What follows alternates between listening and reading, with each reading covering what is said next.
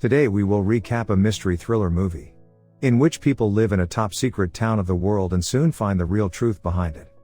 During the 1950s, in the vicinity of the California desert, there exists a company town named Victory, where content families lead idyllic lives.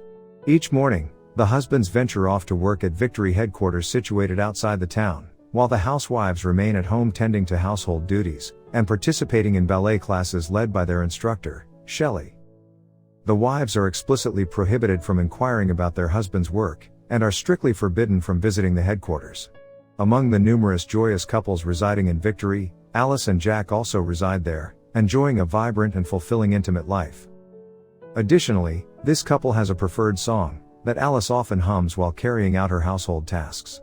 Occasionally, the entire town experiences brief tremors, prompting Alice to inquire whether these events are related to the projects undertaken by Victory. However, Jack consistently declines to respond, and Alice readily lets go of the topic without pressing further. One afternoon, following their ballet class, Bunny and Alice engage in gossip, discussing the absence of their friend Margaret from the session. This occurrence does not come as a surprise, since Margaret has become an outcast in the town due to a mysterious incident. Later, Alice is in her garden, when she suddenly notices Margaret standing in her backyard. Margaret is holding a toy plane in her hands and has her eyes closed. A few days later, Alice goes to a pool party hosted by Shelley at her house. The lively gathering briefly halts as Shelley and her husband, Frank, who happens to be the CEO of Victory, pause the festivities to deliver a welcoming speech to the new residents of the town. However, the speech is abruptly interrupted by Margaret, who questions why they are present when they shouldn't be. Margaret's husband swiftly escorts her away, but the atmosphere becomes uncomfortable. In an effort to restore the mood, Frank takes charge of the conversation, and reminds everyone that they are there to create a world that prioritizes safety and order through the construction of this small town. Afterward, Alice remains worried about Margaret and decides to look for her. She finds Margaret in her house, where her husband is giving her some medicine. Margaret tries to communicate to Alice that she is not okay, that she's been having disturbing dreams, and that they are keeping her hidden there. However, Margaret's husband closes the door to prevent Alice from getting involved. Alice returns to the party and discovers Jack in Frank's room, fixing his tie. To her surprise, Jack starts behaving inappropriately with her right then and there. The situation becomes even stranger when Frank enters the room and watches them in a strange manner. However, Frank leaves without saying anything, and Alice chooses not to tell Jack about what happened. The following day, Alice and her friends are out shopping, when they begin discussing Margaret. They remark on how her behavior has become peculiar since the incident, but Bunny interrupts and reminds them that it wasn't just an accident. Bunny reveals that Margaret had broken the only rule they had, and ventured deep into the desert with her child, because she had seen something, possibly a hallucination. When they eventually found Margaret, she was alone with her son's toy plane, and the child was nowhere to be found. Margaret thinks that they had taken her child away as a form of punishment.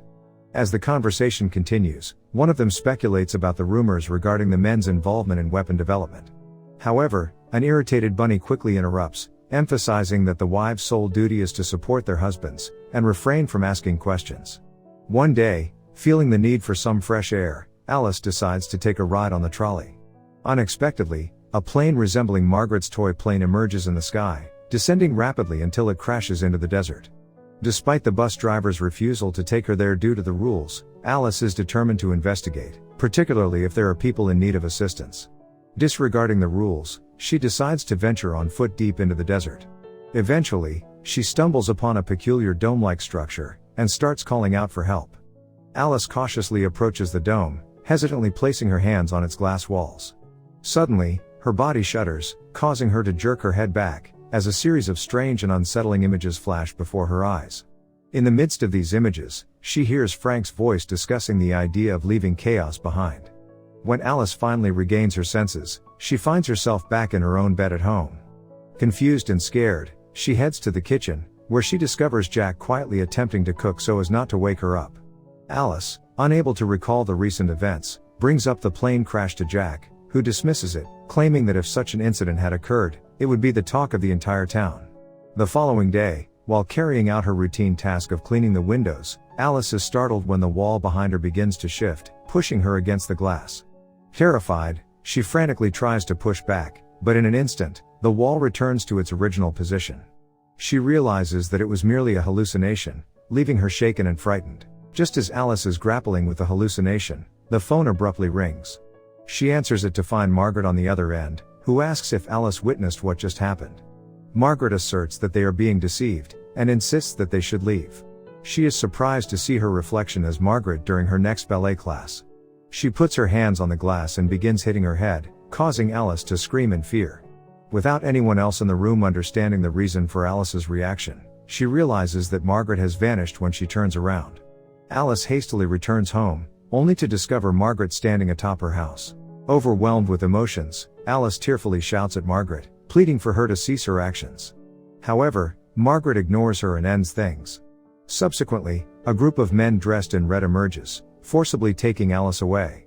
In the evening, Alice attempts to recount the events to Jack, but he dismisses her claims, believing that it was simply an accidental occurrence while she was cleaning the windows. Feeling frustrated and resentful about being treated as if she is insane, Alice expresses her discontent and demands to know the truth. She questions Jack about his job, and what the company is hiding from everyone. The following morning, as Alice is wrapping the dinner leftovers, her hands unexpectedly start moving on their own, involuntarily wrapping part of her own body. After a few seconds, she regains control and removes the wrap, taking a deep breath as she reluctantly acknowledges that she may be losing her sanity. Moments later, Jack arrives with Dr. Collins, who has been called to conduct a checkup. Alice notices Collins has classified files on Margaret in his briefcase. Collins then leaves the house and unintentionally forgets his briefcase. As soon as Dr. Collins and Jack leave the house, Alice seizes the opportunity and hastily opens the briefcase in search of any clues. However, to her disappointment, she finds that all the pages inside have been completely blacked out, obscuring any information they may have contained. Later in the evening, Alice and Jack attend a glamorous party hosted at a restaurant, organized by Frank. To the astonishment of everyone present, Frank publicly calls Jack to join him, and announces that Jack is being promoted. Everyone starts celebrating, but this is the final straw that sends Alice into a full-fledged breakdown, and she rushes to the bathroom, where she sees the couple's vision. Bunny appears unexpectedly to check on her, and Alice tries to explain everything, but Bunny believes Alice is acting like a child, and attempting to ruin her husband's big night. A few days later, Jack arranges a dinner party at their home, inviting both Frank and Shelley to attend. As Alice busies herself with cooking, Frank approaches her and expresses his fascination, stating that he has always desired someone who can challenge him. He believes that great men can only shape history if they are pushed, and he hopes that Alice will continue to be that driving force in the future.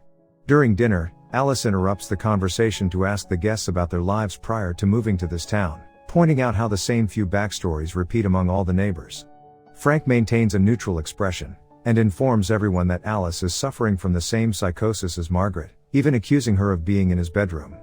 Alice is enraged, and she snaps again when Jack returns after dropping them. He accuses her of attempting to ruin his big night. She immediately approaches him to swear that wasn't the case, that Jack is more important to her than this life in victory, and that they must leave before it destroys their relationship. Finally, Jack gives in and agrees to escape with Alice. Without wasting a moment, Alice hurriedly packs the essential belongings before joining Jack in the car. However, just as they are about to depart, Jack shocks Alice by unexpectedly apologizing. Alice doesn't understand what's going on, until the men in red abruptly arrive on the scene. They forcefully capture Alice, dragging her away against her will, while Jack is left devastated, tearfully listening to his wife's desperate pleas for help. Alice is transported to the hospital where she undergoes electroshock therapy.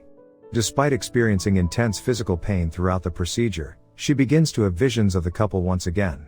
In these visions, she realizes that it is herself and Jack, living in modern times and humming that annoying song.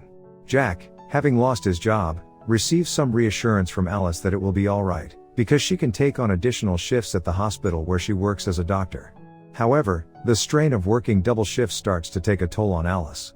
When she arrives home late, exhausted from her long day, Jack's failure to prepare dinner and his insensitivity to her fatigue further dampen her mood. To add to the tension, Jack becomes offended when Alice is too worn out to engage in intimate activities. As the night progresses, Jack seeks solace by listening to Frank's podcast. Sometime later, Alice awakens once again in the hospital within victory. Dr. Collins informs her that she has been fixed, and she is subsequently sent back to the town, resuming her old routine. Days go by peacefully, until one evening, Jack returns from work singing that annoying song. It is then revealed that Jack from her visions is real, and he has applied to be a part of the Victory Project, where he can have the perfect life. This has given him access to a special machine that he keeps at home, and Alice is connected to it all day, because her life in Victory is a simulation. This is true for all of the wives there, and Jack, like the other men, connects to it every day for a few hours, and disconnects when he enters the desert headquarters. The rest of the time, he is in charge of Alice's real body, and must work at a low-wage job to pay for the machine. Back in Victory, Alice collapses to the floor in pain, overcome by the images that have just entered her mind. She demands an explanation from Jack, who becomes defensive and yells that he did it to give them a perfect life, because they had been unhappy. Alice still thinks he's a jerk for taking her autonomy and trying to convince her she's insane. Jack then falls to his knees and begs forgiveness. Tired of her husband's lies, Alice grabs a glass and hits Jack with it, knocking him out. What she doesn't realize is that dying in Victory kills you in real life. And as the real Jack closes his eyes, Frank receives a call informing him of what has happened. Bunny enters the house at that point, because she has heard some noises. She immediately covers Jack's body before attempting to calm Alice down. Alice tries to explain everything, but Bunny admits she already knows. She also chooses the simulation, because it's the only way she can have her children back after they died in real life. She informs Alice that she must go to the headquarters and disconnect herself. Alice is terrified, but she follows Bunny's request, only to discover that all of her neighbors have also arrived. As the street lights begin to explode, the women begin to notice something is wrong, but the men are preoccupied with asking about Jack, and trying to stop Alice. When Alice finds herself surrounded, she quickly moves the car out of the way, causing Collins and the others to collide. With the call on speaker, Frank learns of Collins' death at home, and Shelley hears what's going on as well. While Frank is busy issuing orders, Shelley approaches and stabs him, claiming it is now her turn. When Alice reaches the dome in the desert, she has a vision of Jack hugging her, and asking her to stay, and she recalls their time together in real life. The men in red appear behind her at that moment, reminding her of what she needs to do. Alice rushes to the wall and places her hands on the glass, throwing her head back as the disturbing images and memories of the real her resurface. Everything goes black, Alice gasps, and the film ends on this scene. So this was the story of the film Don't Worry Darling, released in 2022. If you like the story, then do watch the full film, and if you want to watch more such amazing recaps, then do subscribe to our channel. See you in the next recap.